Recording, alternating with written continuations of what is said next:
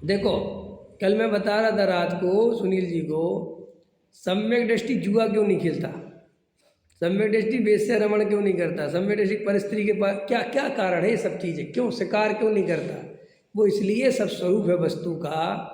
सम्यक दृष्टि भी या सम्यक दृष्टि जिन्हें होना है वो भी क्या है, अगर हम शिकार करेंगे किसी जीव को मारेंगे तो हमारे परिणामों में कितनी क्रूरता होगी। अब इतनी क्रूरता रहेगी परिणामों में कि हम किसी को शिकार मार के खाएं या मार डालें तो हमें कहाँ से आत्म की कोमलता का भान कैसे होगा, आत्मानुभूति की ओर हम कैसे, क्यों कि जिसे आत्मानुभव की ओर बढ़ना है उसके तो अंदर इतना प्रेम घटना चाहिए, इतना वात्सल्य घटना चाहिए, इतना अहोभाव से भरना चाहिए, तब तो वो आत्मानुभव जैसा कार्य हो सकता है, तब तो आत्मश्रद्धान हो सकता है।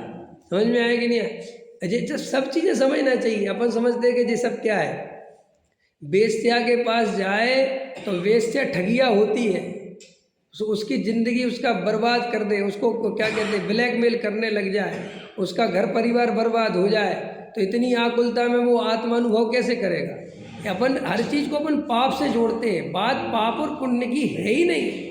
आचार्य कहते हैं कि जिन कामों में तुम्हें आकुलता हो, तुम्हारी शांति भंग हो, वो सब पाप है। ये परिभाषा लिखो, तुमने परिभाषा क्या है बहुत गलत बना रखी है सब चीज़ों की। और जिन कामों में शांति मिलती हो, बैठ के अच्छा लगता हो, वो सब पुण्य भाव है। अब तुम पूजा कर रहे और पूजा में आकुलता बढ़ती जा रही पूजा वाला पूजा बढ़ाता जा रहा, तो वो पाप चालू हो गया है, वो पुण्य नहीं रहा। अंतर समझ में आया कि नहीं आया। वे सब कार्य जिनको अब जिन कार्यों का शास्त्रों में निषेध है वे हमने सब पाप कर लिया। असलियत में उन सब के रहते हुए हमारा चित्त शांत नहीं हो सकता।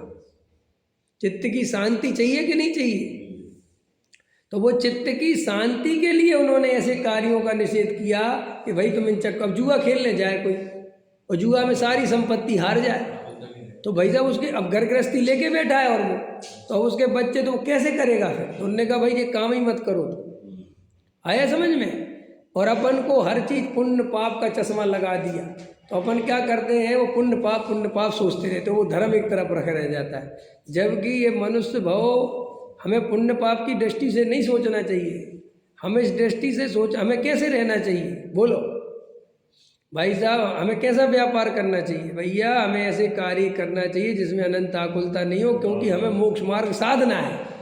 कोई ने कहा इसमें तुम्हें 10 करोड़ मिलेंगे, वो मिल भी सकते हैं, लेकिन तुम्हें ये नहीं सोचना कि 10 करोड़ का बहुआरंभ परिग्रह हो जाएगा, ये बेकार की बात है। ये सोचना कि भाई 10 करोड़ मिलेंगे लेकिन अनंत आकुलता हो जाएगी और इतनी रिस्क लेके मेरे को अपना भाव खराब नहीं करना। काय पे दिमाग रहना चाहिए हमारा, आत्म तत्व है। हमें ये नहीं सोचना चाहिए कि बहुआरंभ परिग्रह नरक फरक की बात नहीं है। अनंत आकुलता का वेदन जो जीव करेगा वो नरक जाएगा, और बहुआरंभ परिग्रह वाले के आर्त रौद्र ध्यान होता ही होता है। क्यों होता है कि हम नहीं करेंगे, अरे तुम नहीं करोगे तो दुनिया करवाएगी। पूछो क्यों। अभी तुम्हारी 100 जगह संपत्ति पड़ी हो, कभी पुलिस वालों का फोन आएगा, भाई साहब यहाँ कब्जा हो गया, भाई साहब यहाँ ये हो गया, भाई साहब आपका नाम यहाँ निकल गया, भाई साहब आपके ये कागज़ सही नहीं है, भाई साहब आपका ये सही नहीं और आपको यहाँ आना पड़ेगा, साइन करना पड़ना। अरे भैया यार हमें नहीं आना पड़ेगा, पुलिस वाले आएंगे कि साहब हम क्या करेंगे, किसी और के नाम कर दो। आया समझ में कि नहीं समझ। आपको एक एक कितनी ये बहुआरंभ परिग्रह होता है कि नहीं होता है। अभी मेरा एक फ्लैट है सोनगढ़ में, समझ में आया। अब वो लिया था, अब उसको बेचना है, कोई आता है, फिर फ़ोन आता है, फिर वो कहता है इतने का, फिर वो मैं कहता है इतने का, फिर वो कहता है सब रजिस्ट्री को कब आओगे, फिर मैं कहता हूँ टिकट देखता हूँ। देखो एक जरा सी संपत्ति ने आकुलता पैदा कर।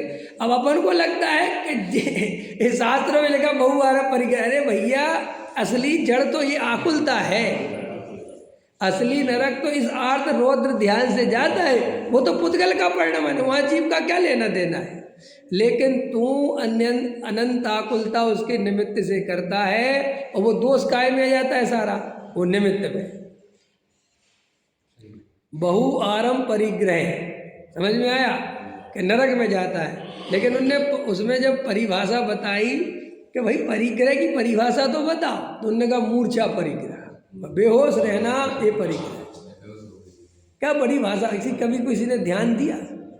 ये परिभाषा दुनिया की सर्वोत्कृष्ट परिभाषा है। पर पदार्थों में अपनापन करना ये असली परिग्रह है।